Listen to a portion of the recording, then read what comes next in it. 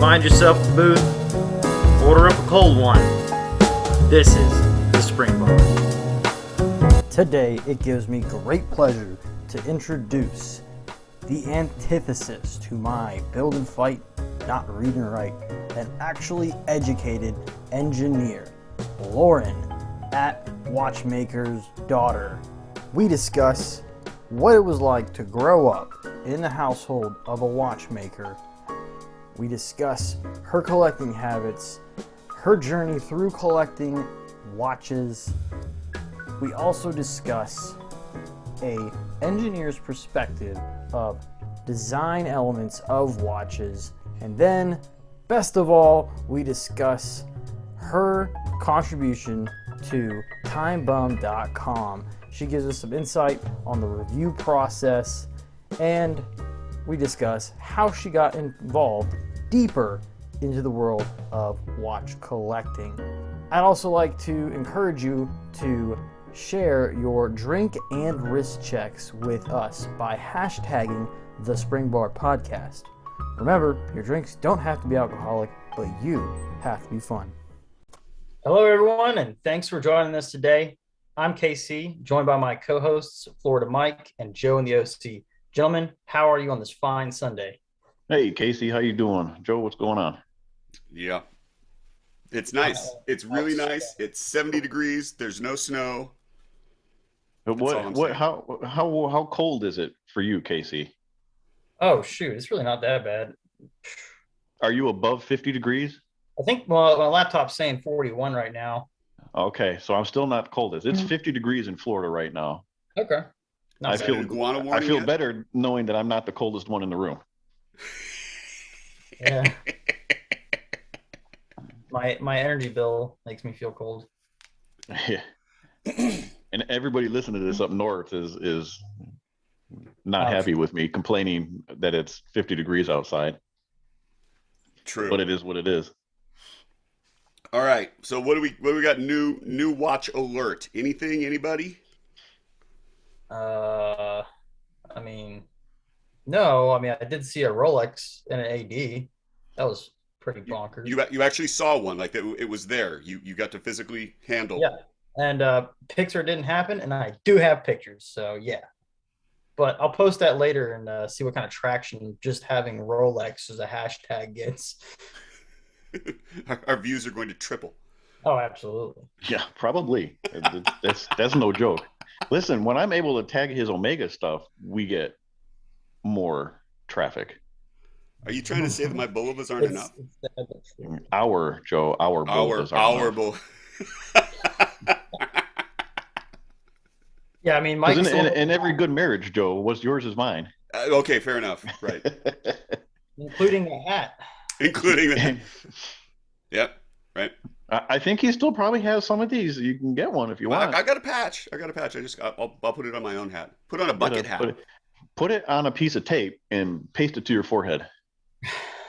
Just like, there you go. Just like that. We can do that too. Anything new for you, Joe? No, not this week. Nothing. Surprising, because you bought everything last episode. I did. I went big last week. I mean, I've got nothing coming in. I've got pieces coming in, but they're on a boat. I don't know. Oh yeah, from your black market third world contacts. They're listening. They're listening. Shut up. I'm sure they're listening. Yeah. If we're talking stuff coming in, I've got something coming in.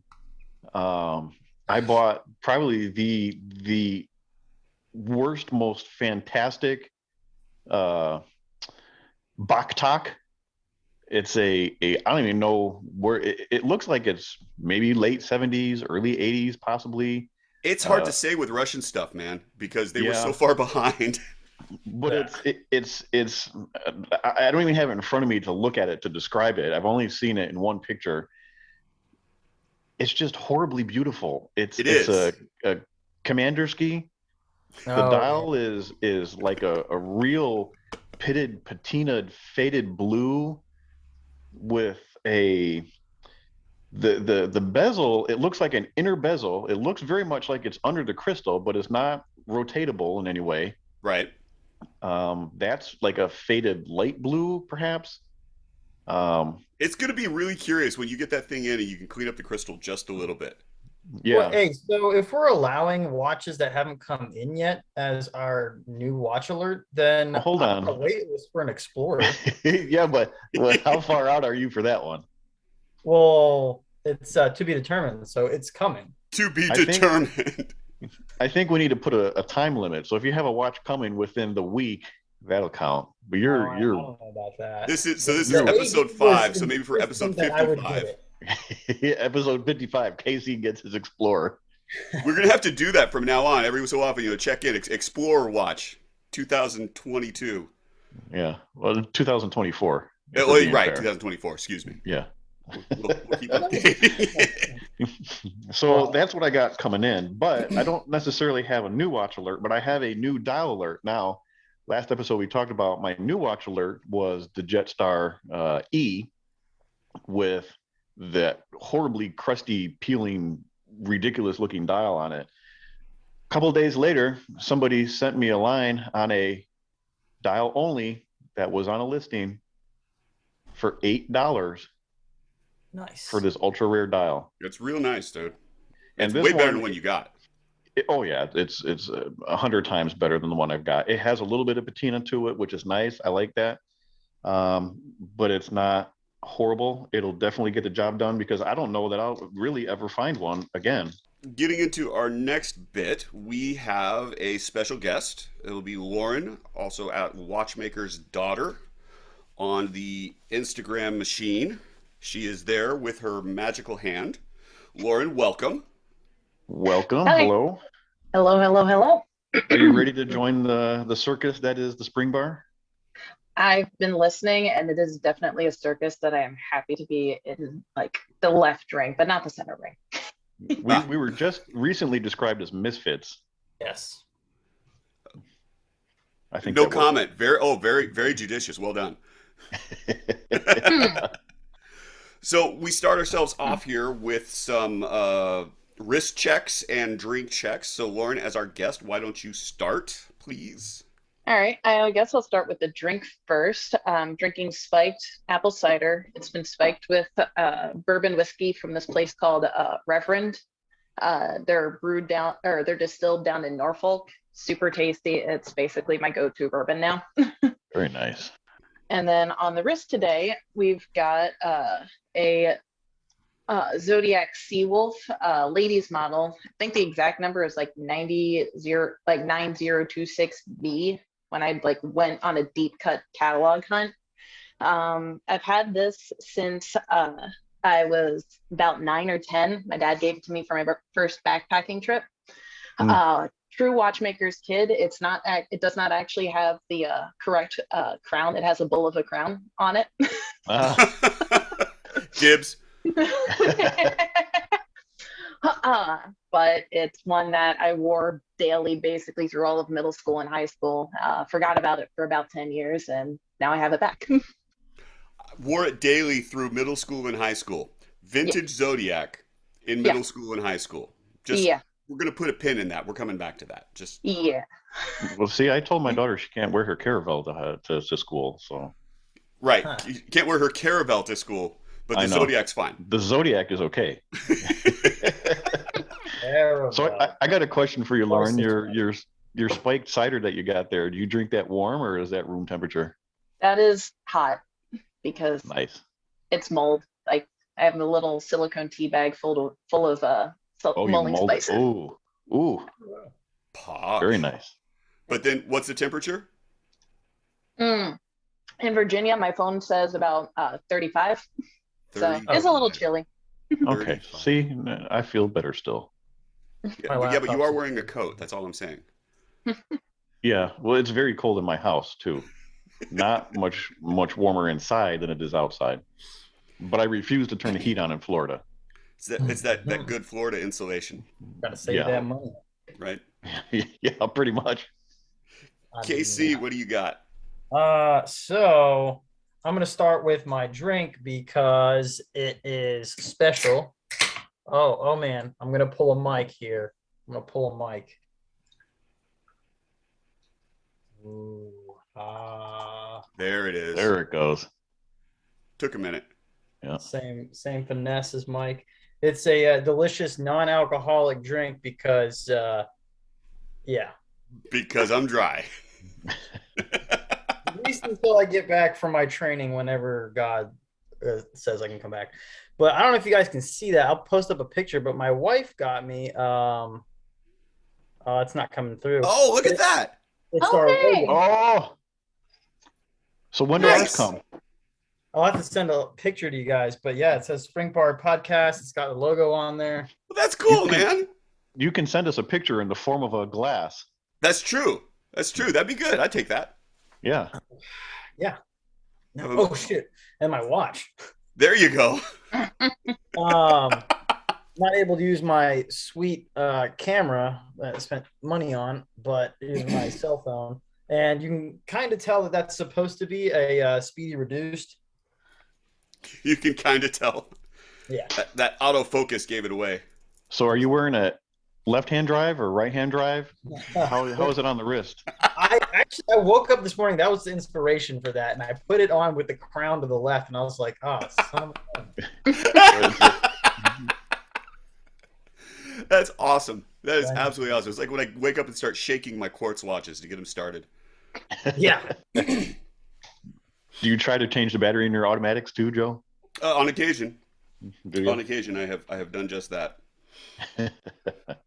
So for me, I have got on my Sea King. Oh, that is my favorite. Beautiful pumpkin loom on it. It was a nice redial done by Montoya Watch Service Center in Bellflower, California. Really, like I got the extra dial and with a bunch of others, and it's like, oh, I have that. So it worked out really well. And I am drinking today Beringer White Merlot. Here we go.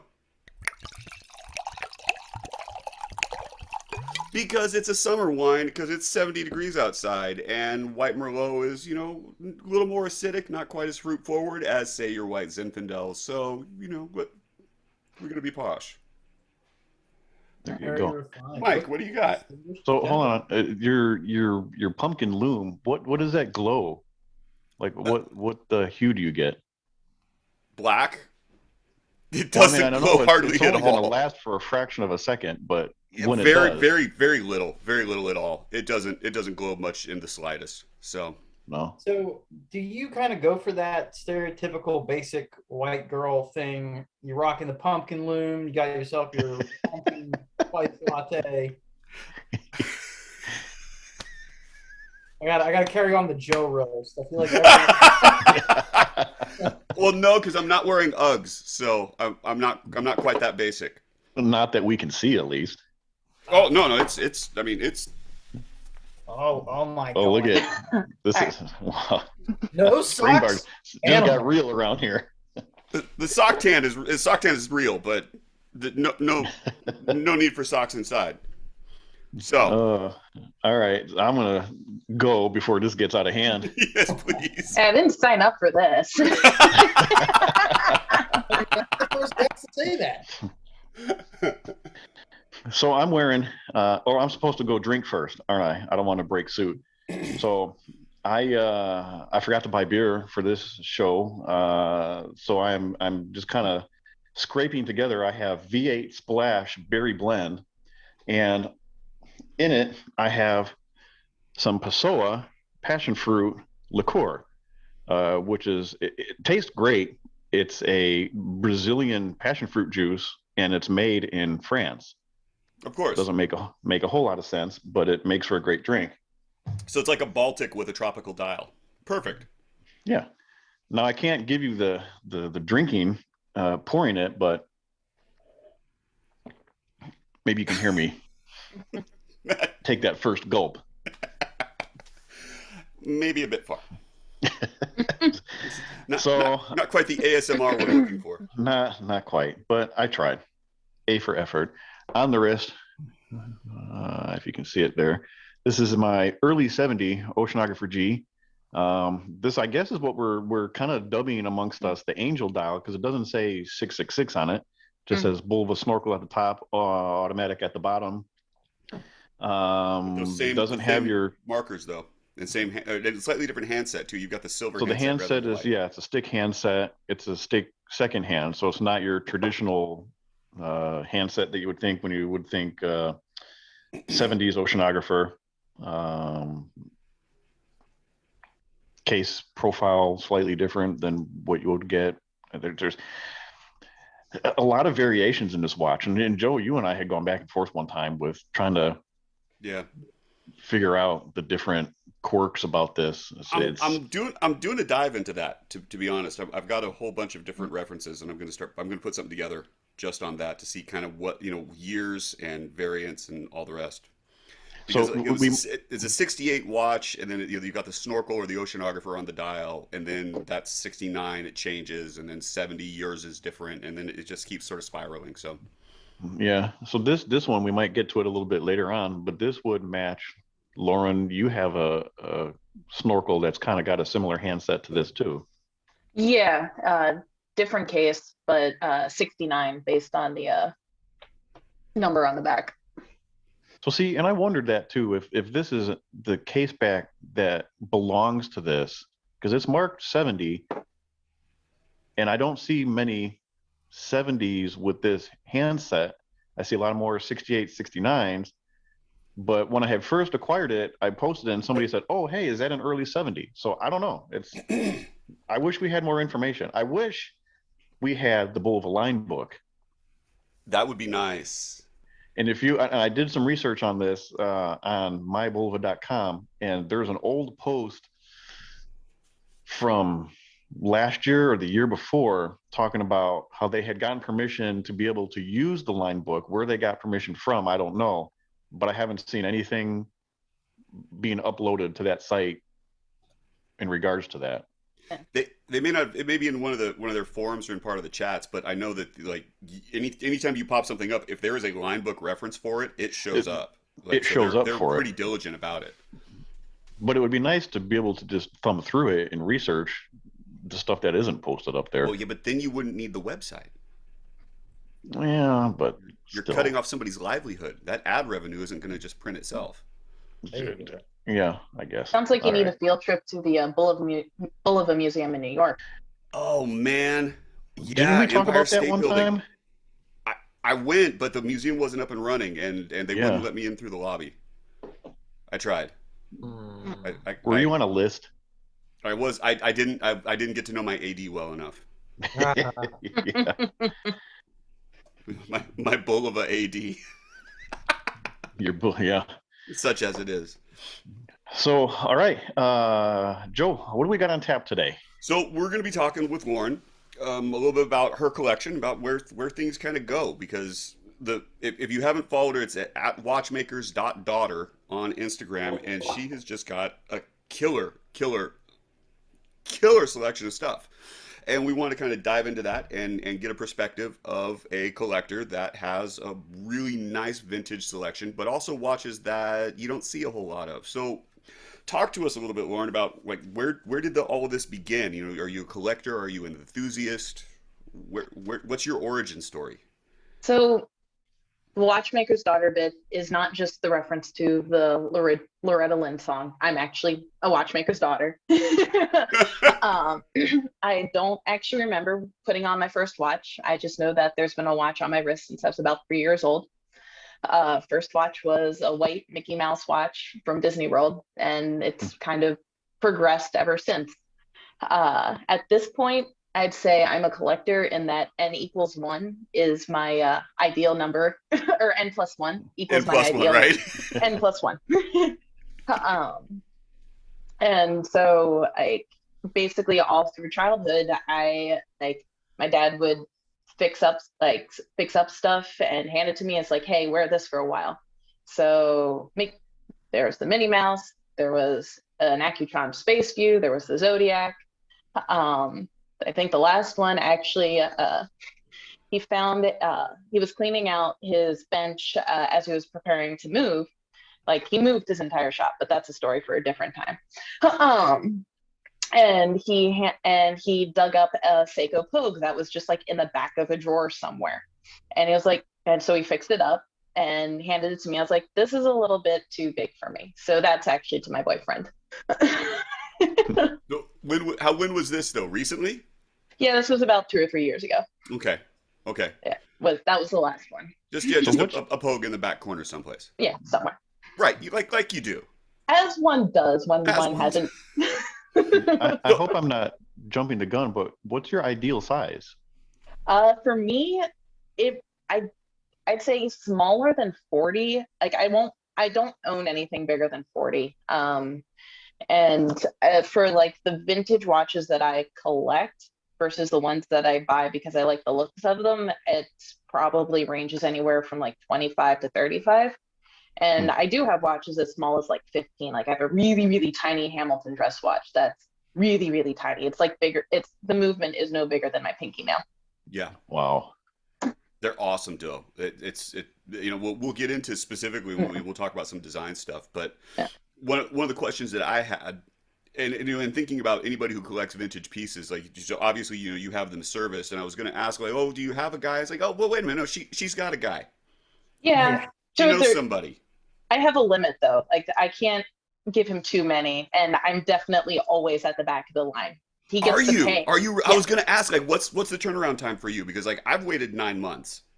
That's about on average. Like that's about me. Like that's about an average for me. Like I am the back of the line when he's done all the paying work and has some extra energy, he'll do my work. And obviously, it's quality work. Yeah, it's quality work. Okay, then it kind of makes it worthwhile. Yeah. Like just like every other watchmaker, you don't ask when it's going to be ready. You just hand it to him, and then you say thank you when it comes back. Right. But now, okay, does he charge you? No. Well, I'm a structural engineer, so I have to advise him on like engineering questions that he has like around the house, or like if he wants to do something in the yard, I have to advise him on that kind of stuff. So it's a barter system then. It's a barter system. Fair. That's fair. That's fair. Yeah. So then let's talk about your collection just a little bit, because doing a perusal of what you've got, and I think that all of us took a look through your feed, but none of us really tried to make sure that we liked anything more than a couple, maybe 2 weeks ago. We didn't go back to like a couple of years ago and started liking random stuff. Right. When I first started following her, I may have done that. I may have done that. Oh, I'm sorry, the pictures were so bad. You got me beat, so I'm not. You're amongst company, yeah. you are among friends. You have a great selection of dive watches, and not just what would be considered ladies' pieces or what were marketed as watches specifically for women, but you've got you were talking about your size constraints, but let's talk a little bit about like some of your specific favorites, things that you really like. All right, so I think there's one watch. I have my whole drawer right here. There it is. Yeah. So this is a Seamaster 120 that this was actually my college graduation present, mainly because my university colors were orange and black. And this is the one watch that I've never actually seen duplicated. Like I've seen other 31 millimeter Seamaster 120s. I've never seen one with an orange bezel. And so that's not faded, it's actually orange? I mean, it used to be much oranger. This was a Safe Queen when I got it, and then I dailied it for like 5 years. All right, but no, I got to mention that. Okay, here's the Seamaster. It's a Seamaster. Yeah. It's on leather. Yeah. Okay. Oh. Yeah. Yeah. That is not like that is not one of my watch pet peeves. If you want to talk about watch pet peeves, I've got them, but that's not one of them. All right, I might have to unfollow you, but okay. Like for a while, actually, this was actually the field watch I wore when I was working for a little bit, for a while, and then I realized that was dumb. But it's such a good watch. It really is. Yeah, it is. Like it's legible. You might be able to see it on the camera, but there we go. Like that. The edge is what everything used to be like in terms of color, but it's kind of faded to this ghosty peach color. So is that green a Railmaster 1957 homage deal? Is that the new field watch?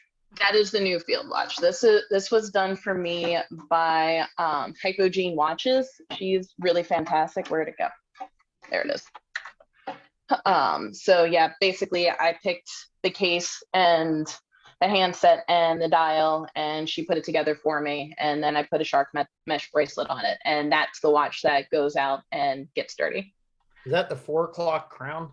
Yes, it is. Because so one of the things I check is for watches that I'm for like bigger watches is if I'm wearing the bracelet comfortably and like I bend my wrist like this, does the crown dig in? Yeah. And if it does, then that's no go. That like the watch will go away. But so I like having the 4 o'clock crown because it doesn't dig in. Yeah, okay. It doesn't matter on the aesthetics really either. No, and I frankly like it. I like the aesthetic of it because I think the case profile is very clean with the 4 o'clock crown. Like crown guards are not something I have. I think I have one watch that has crown guards, and that's it. Is that a conscious choice, or is that just what you? It's what I've been drawn to, and now like I see crown guards and I can't buy the watch. Oh, really? Yeah, like that's one of the things. Like I can't do it. That's fascinating. So like some of the Tudor like Princess State snowflakes, I'll never buy them because crown guards. Also, I'm not really a fan of the snowflake hands, but anyway. That's pet peeve coming up. I see it. Not to continue to focus on said green watch. Is it a Seiko case? Yes, it is a Seiko case. I don't remember the case reference, but yeah, it started as an SNKL something or other. And then I just picked the dial and handset that I wanted, and that was that. Cool. That's nice though, and particularly as looking at it as a field watch as something that you're going to beat up. Yeah, you're not going to. You really can't beat that. You really can't.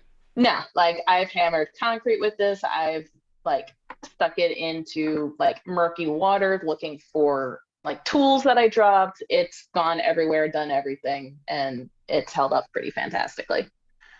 That's great. That's great. So what else do you got? So this one's kind of cool. This is a fairly recent acquisition. So there's this this is a Philip Caribbean 700. So like back in the 60s and 70s, there was this case maker called Jenny, and they made like dive cases for everybody. For Doxa, Squale, Aquadive, Philip, and they weren't everybody. And they were actually one of the first to get 1,000-meter case. This is the 700-meter case that was built for a woman's wrist. And there is a 1,000-meter case and there is a 1,500-meter case out there that are the same size. But I just thought that was like so cool, and I really needed to get one that was built this tough for a woman's wrist at that time. But even like you have this collection of dive watches that are just phenomenal. Is there just anything in particular that you just from a design standpoint, just from an aesthetic standpoint?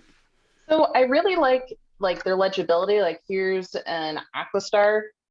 This was the internal bezel doesn't work, and it's actually, I'm not quite certain if it ever will work again because I guess ideally it activates by like pressing in the crown and then turning it. It's there's some kind of washer thing going on there that I don't quite understand.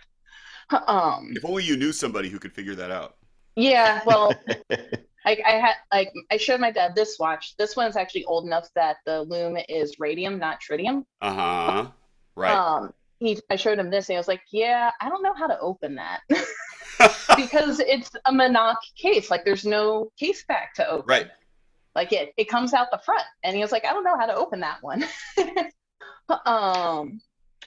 What else we got here? A question about that one. The bezel insert, is that what is that? Is that a Bakelite or is that raised that's Bakelite markers? Yeah, that's Bakelite. Is it? Because it looks like it's raised. It's very cool the way that it's done. Yeah, there is depth to it, but it's flat on top, but it's multiple layers of like, so it's Bakelite on top and then print underneath. Yeah, that's That's and cool. those like as soon as those go, you're just out of luck. So I mean, Yeah. the fact that that's as in good shape as it is. Yeah. Yeah. The joke not on cracked.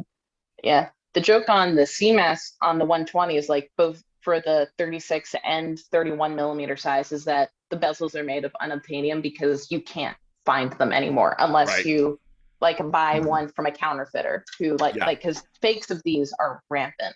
What else do we got? Without question. But Yeah. there's also like the quality of the fake is so suspect too. Well, yeah, they've gotten better since I started tracking them probably about 4 or 5 years ago, but you still can't trust like a Seamaster bezel that looks new because it's probably fake. Like if it's not ghosted, it's immediately suspect. Yeah. Yeah. And so here's another one. So There here's it a is. snorkel, the Devil Yep. Diver. With that the original second one I was bracelet, too. talking With the about. scientific dial and another Bakelite bezel. This one actually clicks, which is pretty cool. And heck yeah. Is it and- unidirectional? Yeah, unidirectional. And it also has a internal Cyclops on the date. Yeah. Yeah. So that's just like the G. Is that a 60 click bezel too? I think it's one. Hold on. Yeah, So- 60 clicks. Are there any of the larger snorkels that actually have unidirectional bezels, or are they all bi? There's some that did, but it was mostly like they're later The versions. oceanographers, like this one is a unidirectional. Okay, cool. Mhm. Yeah. Because this one clicks too. This one's also a 60 click. Nice. Yeah, Yeah. bidirectional only makes sense on a GMT for me. And Mm, even then, yeah. Well, the idea was like for the dive watch, you wanted to only go one direction so that you wouldn't you could set it and then not have to worry about running out of time. I mean the lady Yeah, the you would err on the Bulova side that of I've got the same. Mhm. It's a pressure fit, and so it's unidirectional, and so I don't even have a click on this one. Yeah. And so another Devil Diver, but I call this the Deviled Egg Diver because K shape. Oh, I like that one. That's I like a it cool too. one. Yeah, Yeah. this one's another Jenny case, but so 200 meters, 666 feet. And like the thing with Jenny is they made like there are so many watches with this case shape, so like Candido and Aquadive and Aquastar. But I like this one because of the dial and also like the little red marks at the cardinal numbers. And I think that just makes it super legible. And the loom is in like the handset and loom are in fantastic condition. What size is that one? Do you know? This one, I think out to out is, I know this one's 35. This one's 35, so this one's probably about 33. Okay. Still Yeah. very wearable. That's a nice size. Yeah. Yeah, it is. Yeah. Or wait, no, the Amiga's 31. Yeah, so this one's probably about 30 out to out, and then 35 up and down. What else we got in here? Those are okay. So this was one that I probably overpaid for, but I saw it in an old Hamilton catalog and decided that I must have it. And I got outbid on it about 3 times before I finally got one. It's a little Pan Europe. It's like it's even got the Pan Europe name on the dial. And that second hand too. Yeah. Yeah, second hand's fantastic. And the fun part about this one compared to even the ones I was outbid on is Hamilton mesh. Is it? Yeah, signed mesh. Nice. What's the lug on that? This one I think is 12. Oh Yeah. wow. Wow. So that's a 12. Yeah, that's 12 millimeter mesh. And I was super happy when I saw this. This was the one I dusted off my eBay sniper account for because I was like, I am not losing this watch. Like, I want it. It will be mine. And what else we got? In terms of dive watches, I think this is the last, or no, there is one more dive watch, sort of, kind of, after this one. So this is a Doxa Sub 200 Coraline. Yep. This is I like not, that one too. yeah, this is actually Doxa's gone through several ownership changes, including one fairly recently. But I think 1 or 2 owners ago, they did a reissue in 2011 of the vintage sub 200 Coraline. Like there's a 60 version, there's a version from the 1960s, also Jenny case, that I was looking for, but this came up first, and finding one from the 60s is nigh impossible. So I didn't. I stopped looking. And this one's pretty fantastic. Like it has like the same case shape as the sub 300, just smaller, and I think much more wearable. And like I love the case back on this one. Yeah, the Doxa cases are always so well done. Yeah. One thing I learned as I was going like on a deep dive through Jenny is that all of the watches that were made by Jenny, like no matter what the brand, the case back had a J somewhere in the logo. So like, really? Yeah. So like the Doxa fish that you can kind of see on the crown, like there's a J in there. And then there's not many people that know that. That's cool. And then it's really lightly engraved on the Phillip, but there's like the same like J fish shape on like in the center of the case here, but it's super lightly engraved, and no way I'd never be able to photograph it. So the last dive watch, and I'm putting this in air quotes, that I've got in my drawers of things is this Rado Captain Cook Mark II. It looks like favorite. It looks like the larger Mark II that was released in I think the 70s, right? Yeah. But so fun fact, it doesn't actually have lume. It's just painted to look like it has lume. And I've never actually seen a larger Mark II in real life, so I haven't been able to compare them side by side. But I doubt that a purpose-built dive watch had a box crystal this high. That high. Like that's because you're never going to catch that on anything. Never, not in a million years. No. But this is another internal bezel. So, but it does have two crowns this time. I love how they're positioned. Like that bezel crown is tucked right in there. Yeah. This is the bezel crown. This is the time crown. Oh, really? Oh, wow. Yeah. Oh, look at that. Oh, see, that makes more sense now. Yeah. It's a pain to wind and set though, because like my hand catches. You're hitting it all the time. Yeah. Yeah. So when you're thinking about buying a piece for yourself, and I mean, obviously you have a whole set of criteria, right? And you've got a great collection, and you've really well thought out what you like and what you don't like. What are you looking for specifically, like just for you? What is your criteria for buying a watch or looking at a watch? Has to be a steel case. I don't do chromed cases. That's like thing number one. I've just had like the thing about, especially when you're looking at dive watches in the 60s and 70s, there's a lot of dive style watches because that was a very popular style, like Jacques Cousteau and whatnot. And so there are a lot of really cheap dive style watches out there with like pin lever movements and chrome cases and no water resistance to speak of. And I want none of that. So but you're not speaking specifically like skin divers. That's not where you're at. It's right. Okay. Yeah. It's like, it's not skin divers. It's like the watches that were made to look like dive watches, but in fact were not. And so it's just easier for me to avoid all of that by saying, all right, stainless steel case. And the other big thing for me is that the specs can't be nerfed compared to the larger size version. So like this one is kind of the one exception to that rule, mainly because I didn't know it at the time. You hadn't made up the rule, or you weren't applying the rule? I hadn't made up the rule. This is the watch that created the rule.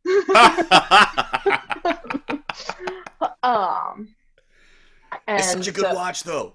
It is really nice. I love how legible it is. You've got these raised markers and and it's just a really well laid out dial. And I think when you have a smaller dial real estate to work with, like none of these are over 35 millimeter. You have to be very conscious about what you do with the dial in order to make it look good. Yeah. And all of these do that. Like the indices aren't too big. Like the hands fit within the indices very well, and they're proportional to the dial, and that's more difficult to accomplish than you might think. Oh, without question. But so then looking at like you've got those vintage pieces, but then let's talk about your Sal, because that's a modern watch. And Right. you've been on the record with your review of it talking about the differences between wanting to get the smaller size versus the larger size. Yeah. And so talk through that, because it's a slightly different style of piece, but even still it fits into a lot of the aesthetic that you're still going for. Right. Let me just clean off the crystal because it's a little smudgy. So this is what we're talking about, the Sal 36.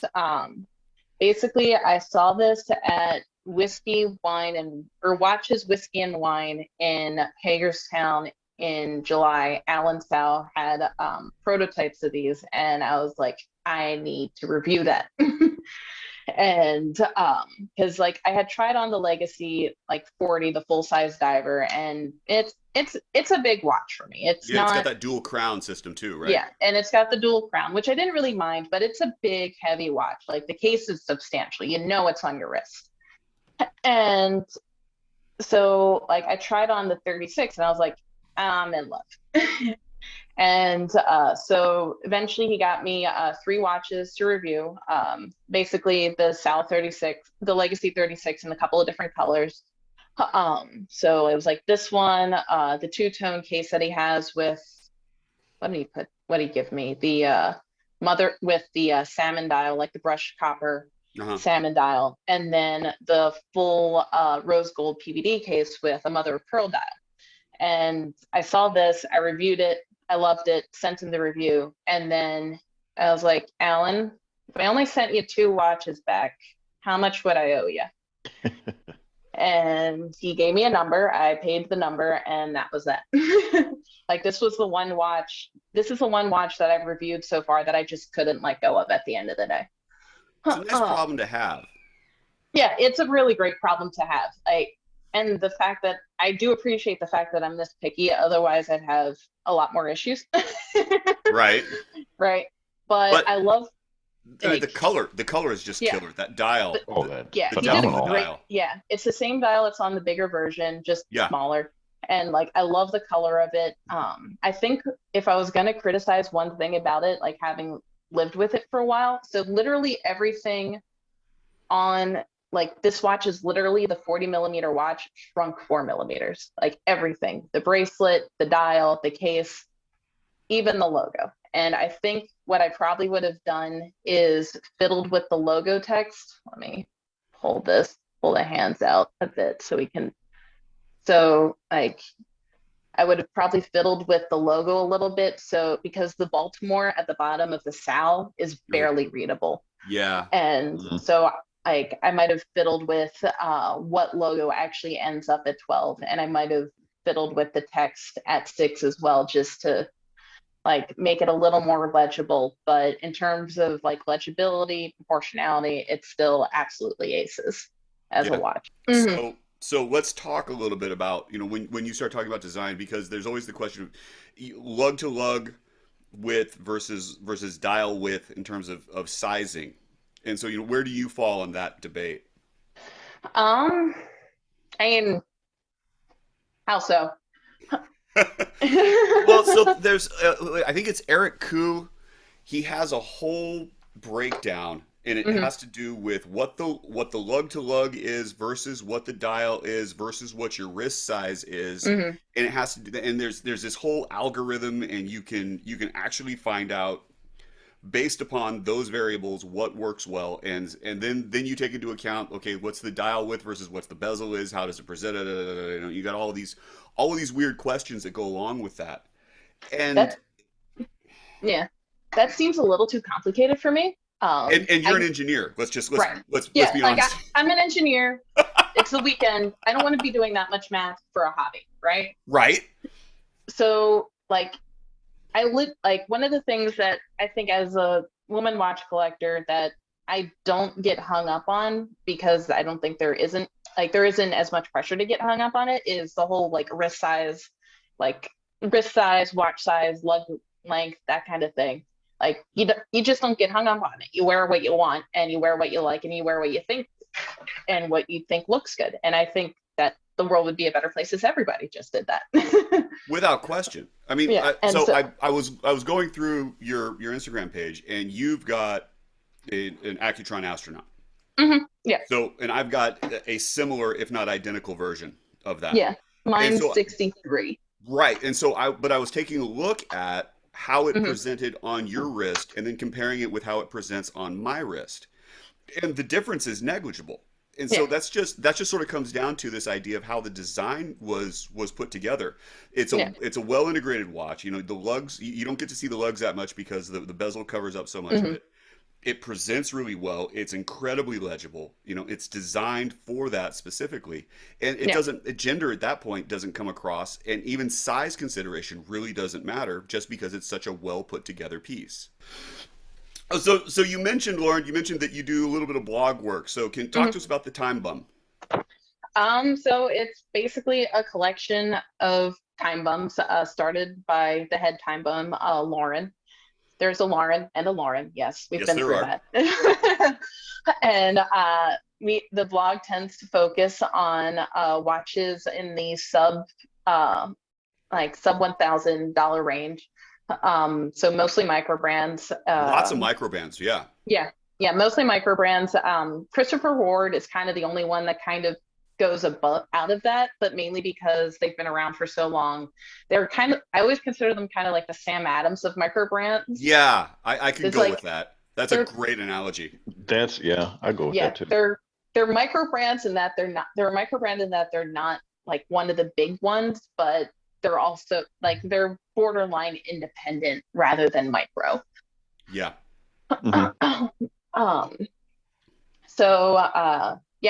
Basically we like I actually met Lauren at District Time in 2019, got to talking, went to a couple of other Time Bum events, and eventually like he decided that he liked my perspective on things and asked me to write for him. So now That's I do. Cool. Yeah. Cool. Didn't ask for like a writing sample. You didn't have to throw a resume. You just... No. Like if there was effort involved, it would have been like, I was like, all right, that'd be fine. But that like, this is a hobby, not a job for me. Like I have a job. So when you're looking at a review, do you have a process for a review? Do you have like how do you set up your perspective? I always wear the watch at least 48 hours straight before I put anything to paper. Because I just like want to like live with it for a minute. And I really do try, like one thing I do tend to struggle with is making sure that I'm not writing a review from a woman's perspective, but a perspective of someone with a 6.5-inch wrist. And so really that's really kind of what it comes down to, though. Right. Yeah. Because the watch still has to work. It has to tell time. Right. You have to be able to. Everything else is. Yeah. And so like I try to be pretty size agnostic when it comes to watches I review, and I really do focus on like the dial layout, the design, the quality of the finishing of the case and the bracelet. Like I've had watches from certain brands where like I get them and like you can tell that there were a couple edges on the bracelet that never actually got finished because they were still machine sharp. Like you run your thumb over them and you cut yourself. Wow. And I was like, that's not great. Design flaw. Like that, that's a fabrication flaw. And so like then I write and then I take pictures and I write some more and it all comes together. Nice. Yeah. Nice. All right, so you mentioned that you don't have an aversion to divers on leather. No, I do not. Okay. But you have such a well drawn out aesthetic. What are your horological pet peeves? It's not so much a pet peeve within a watch, but in terms of how people describe watches, damage is not patina. Show that up down again, Mike. Show the up down. Yeah, well, we'll put a picture up. We'll put a picture up. Damage is not patina. All right. I wouldn't call that one damage, though. That one's definitely patinaed. Yeah, so patina is what happens when a material changes due to exposure to air over time. Damage is when the stuff starts flaking away because of water and fret. So like bronze patinas, tritium patinas, lacqueronadiol patinas. But the second like you start seeing flaking dial paint, that's damage. Rust is technically patina, but it's also damage. So what about, say, like a spider dial? That's damage, but it can be damage that is still aesthetically pleasing. Like, I don't judge what other people think looks good. Like, if somebody enjoys a watch, that's great. Like, That's I'm the glad you horological enjoy. gray area. Yeah. The horological gray area. Like, as long as you're happy with what you spent your money on, via Condios, I am happy for you. 50 Shades of Patina. Oh my God. Yeah. That's a bit much. All right. Well, thank you so much. Thank you so much for having taking the time out of your day to come and talk with us, because this was wonderful. Your collection is astounding and your perspective is valuable. So I really appreciate you taking your moment with us. Thank you for having me. This has been fantastic. Absolutely. Yeah, this is a great insight into especially design. Okay, everyone, let's go ahead and wrap it up with last calls. Joe, do you have anything? All I've got is the OC Chrono Group is going to be coming out with some stuff for February. So be on the lookout. You can follow them. Hashtag Chrono Group, CHRONOGROUP. And so you've got Salt Lake City, Orange County, Los Angeles, San Diego, and Arizona should have done something at the end of January. But if you're in those areas, definitely follow those hashtags. Look at those groups, because there's events that are going to be going on, and we would love to see you there. And we're going to start posting, and I think we agreed upon once a week making a post on the show IG page listing these events, so that way there's always a running marquee of what's going on where. And to be honest, like, if you haven't been to a meetup, man, you got to go. I've never been to a meetup. You got to go. Because they're so much fun. It is so much fun. Yeah. Like you have people that are obsessive about the exact same things that you're kind of obsessive about, and you get the chance to handle these watches that you've only seen pictures of. You get to try on some really cool stuff. You get to hear a lot of the stories. I like it for the stories. You can hear how somebody obtained it or what it meant to them, or stuff like that. It's a cool experience. Well, the other part too, though, there's a level of high comedy that happens, because last meetup I went to, there was a guy who brought a microscope, but it gets better, because he forgot the base. Oh, no. And so people are holding it. It's a binocular microscope. Yeah. Holding it there, but trying to do it like a loop, and somebody else has to hold the watch, and you're trying to. It was awesome, absolutely awesome. I recommend it 100%. So then, Lauren, I know that you've got a watch show. Yep. So the Time Bum at the Time Bum and McDowell Time present District Time in DC. It'll be March 5th and 6th at the District Architectural Center. We're going to have, I think, 10, 15 at least different micro brands there. You can check it out on Instagram at District Time Show. That's the handle. And it'll be like, there'll be giveaways and a lot of great brands to see in person, talk to the owners and creators, and should be a fun time for all. Well, cool. I actually would love to go to that. And I know this is going to sound weird from a guy who initiated conversation with two other guys about making a freaking podcast, but I'm an introvert. So this is odd to me, but I would love to check it out. You should definitely come and find me. I will probably be at one of the booths. Okay, cool. Excellent. We got to get, and make sure if you go, you get good content for us, Casey. Report back. Yeah. I gotta get my reporter hat then. There. Oh, perfect. We'll get you a press badge. You need a press badge.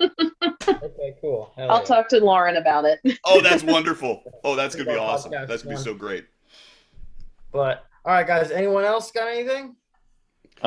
Nothing watch related. Nothing important. So, Mike, how can we get in touch? So on Instagram, I am 120 clicks, all spelled out one word, 120 clicks. Joe? I am Watch Taylor Youth on Instagram. KC.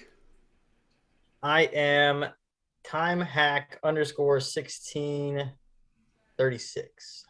And Lauren, how do we reach you? At watchmakers.daughter is the easiest way to get a hold of me at this point.